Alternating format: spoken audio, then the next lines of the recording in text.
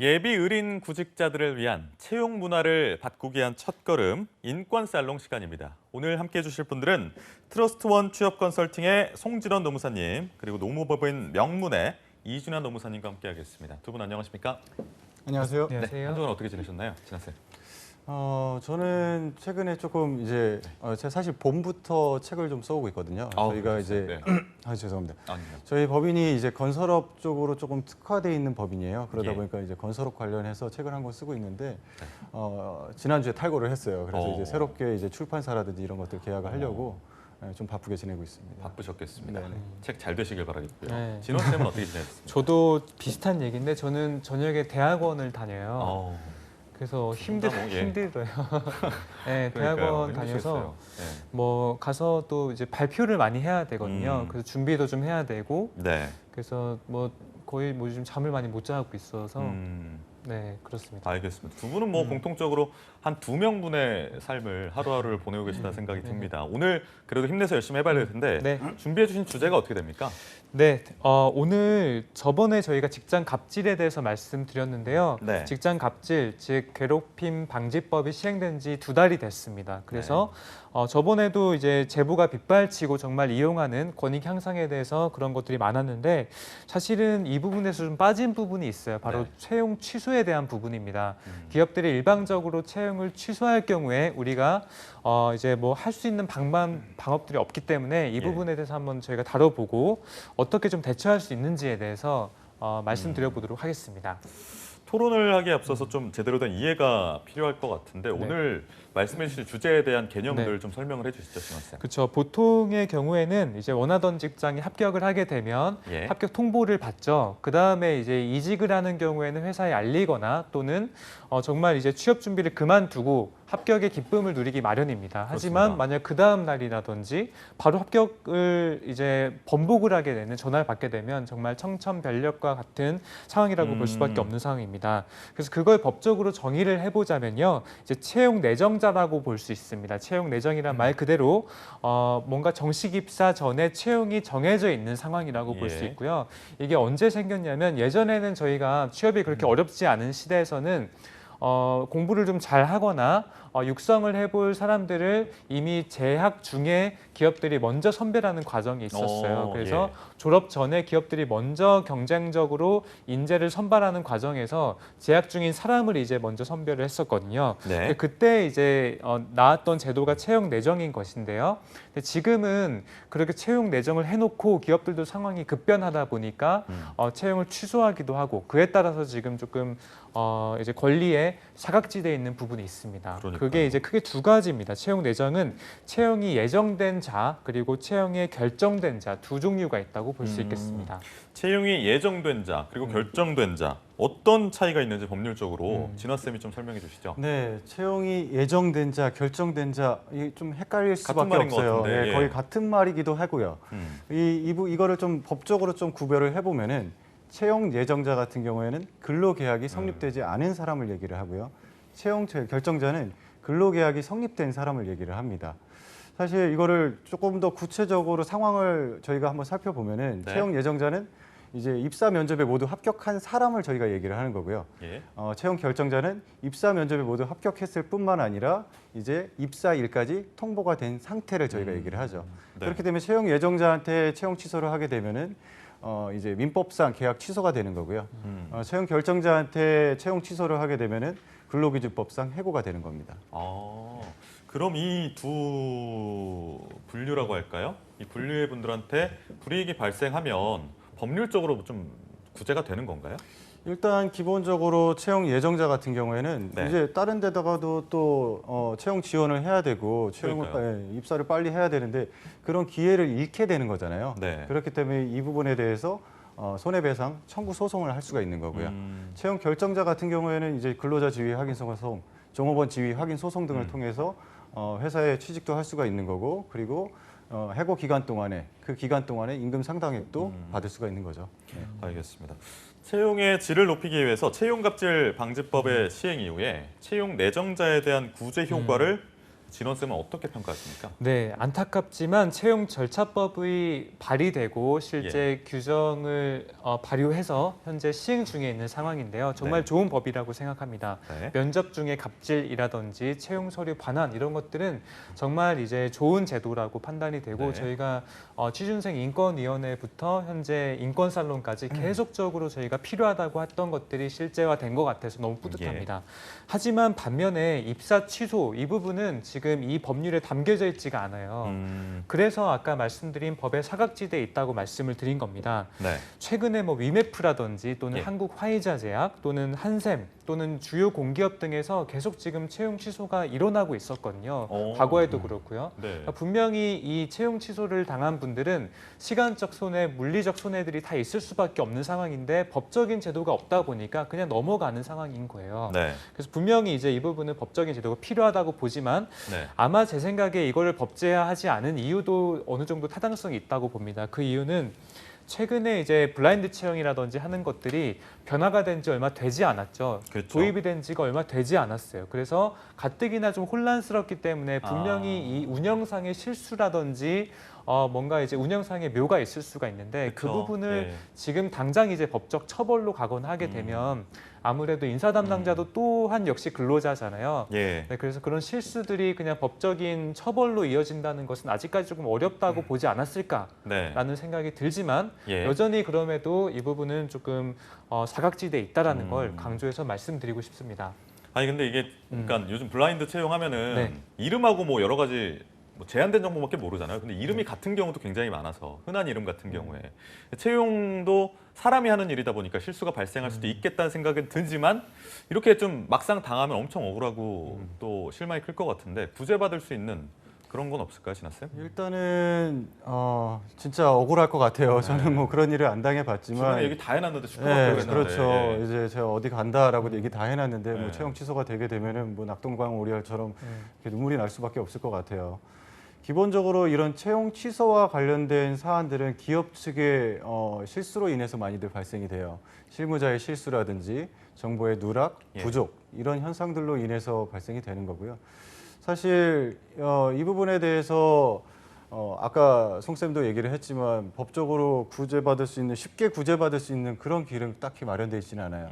본인이 손해를 입은 부분에 대해서 법원에다 손해배상 청구 소송을 제기를 할 수가 있고 네. 추가적으로 종업원 지위 확인 소송 등을 통해서 근로자 지위를 획득할 수가 있는 거죠.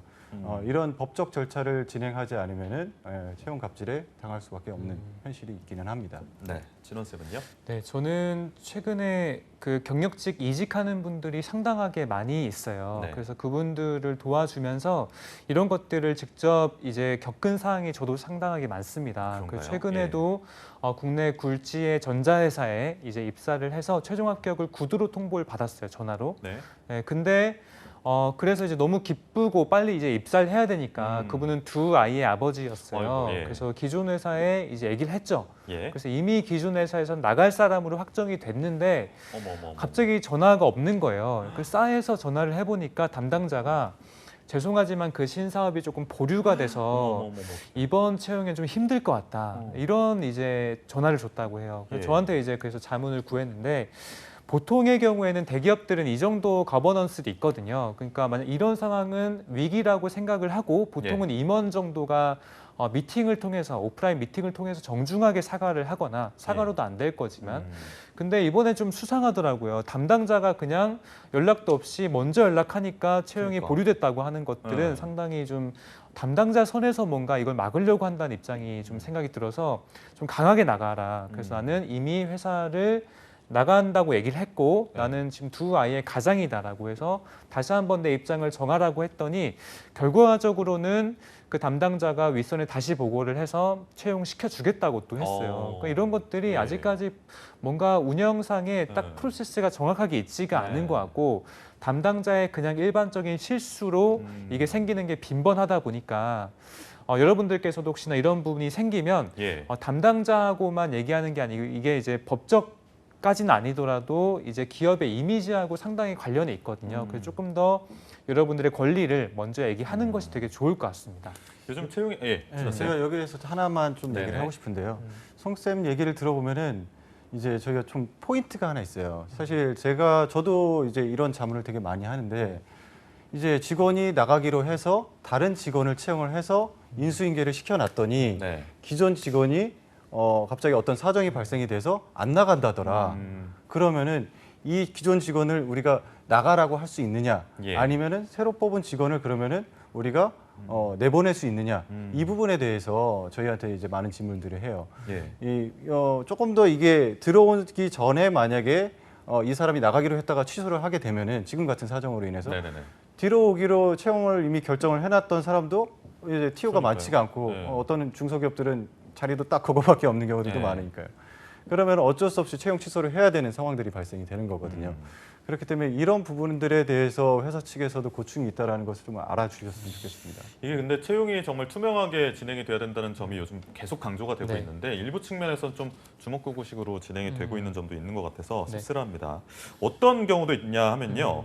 회사 대표님하고 성향이 맞지 않는다. 그리고 기업 문화와 다른 인재다라는 이유로 갑자기 채용 취소해버리는 경우도 있는데 이런 부분은 어떻게 보십니까? 일단 제가 좀 말씀드려볼게요. 일단은 사실 극히 좀 드문 경우죠. 그렇죠. 예. 이런저런 절차들을 다 거쳐서 채용을 결정을 해놓고 대표님하고 이 성향이 맞지 않는다 이런 이유로 채용을 취소를 한다는 것은 조금 드문 일이긴 한데요.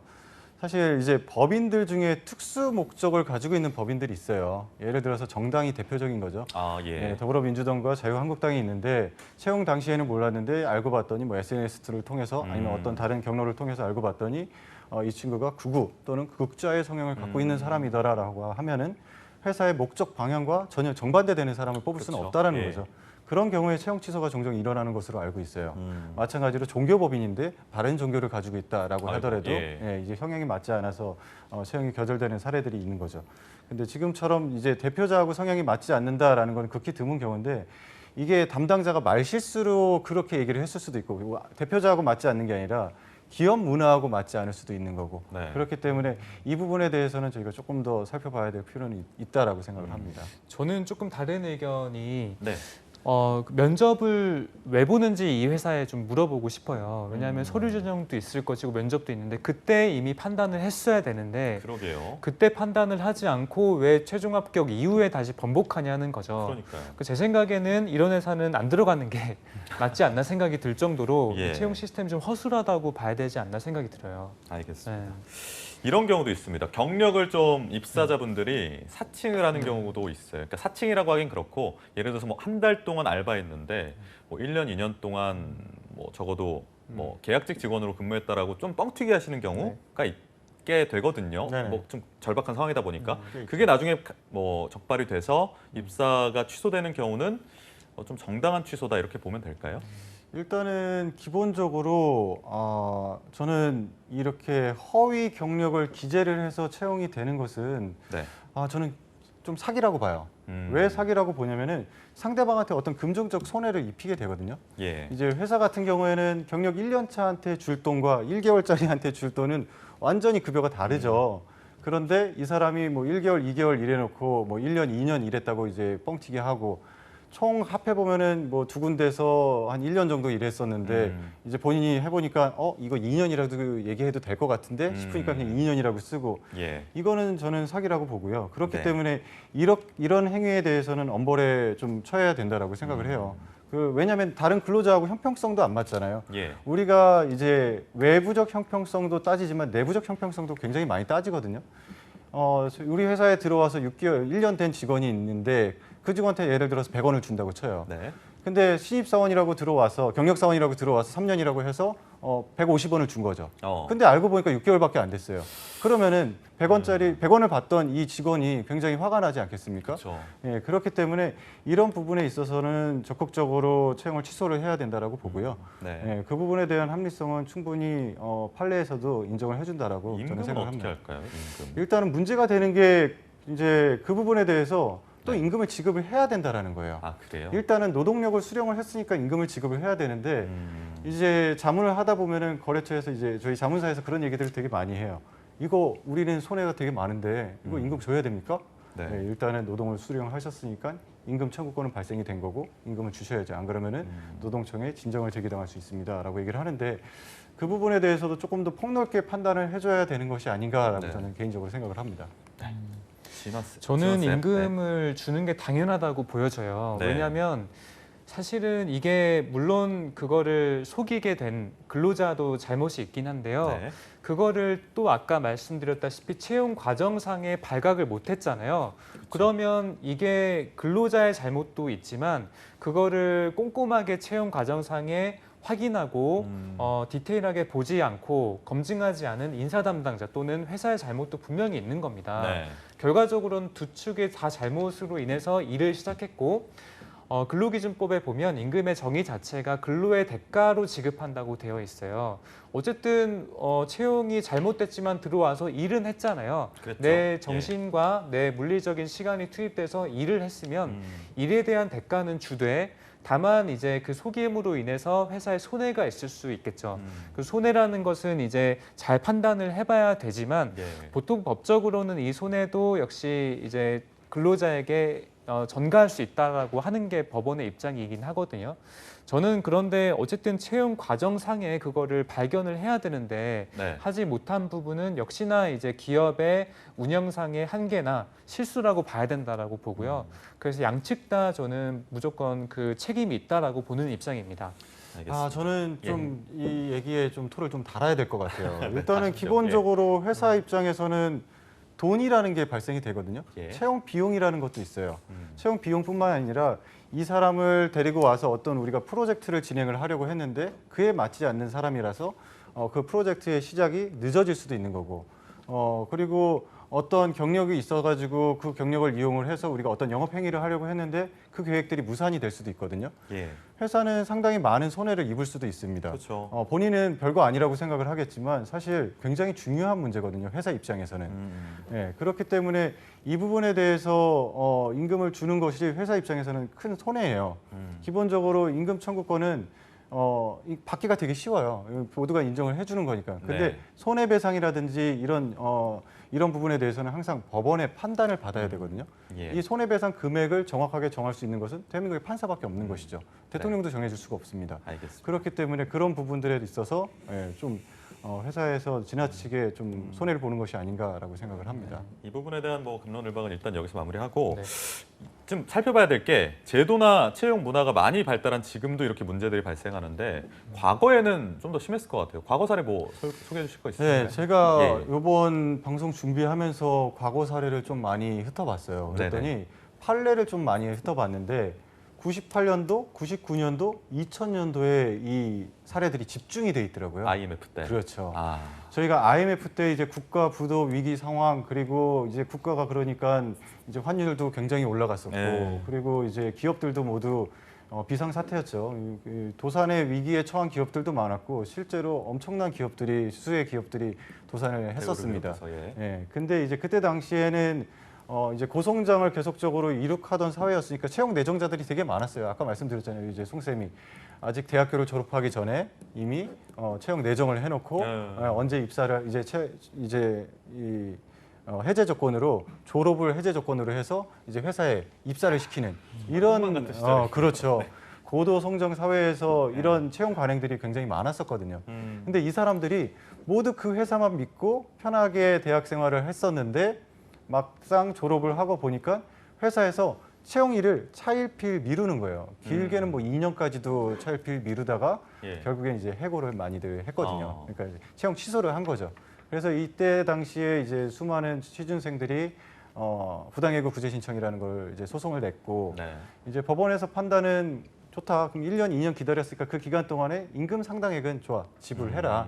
다만 이 회사가 어려움을 겪어서 해고를 한 거기 때문에 정리해고 요구권은 있었다고 본다. 그렇기 때문에 조고벌의 지위까지 주기는 어렵다라고 해서 조고벌 지위는 주지 않고 그 기간 동안 임금 청구권을 인정한 사례들이 굉장히 많습니다. 진원 쌤 뭐 준비하신 사례 있으실까요? 네, 저는 그 임금 상당액을 지급하라는 것 자체가 사실은 그럼에도 불구하고 충분한 배상이 아니라고 생각이 들거든요. 네. 특히나 예전과 달리 IMF 때보다 지금 훨씬 더 어렵거든요. 취업난이 정말 최악입니다. 정말 청년들은 이런 상황에서 봤을 때는 채용 합격을 번복하는 것 자체는 그 어떤 것으로도 위로가 안 된다고 봐요. 특히나 주요 지금 일어나는 것들이 대기업 또는 공공기관 이런 곳들은 시내 직장 정말 들어가면 거의 이제는 로또라고 불릴 정도로 예. 정말 힘든 상황에 합격을 한 거거든요. 근데 이게 뭐 몇백만 원 정도 준다고 과연 이게 위로가 될까요? 그렇지 않다고 보고요.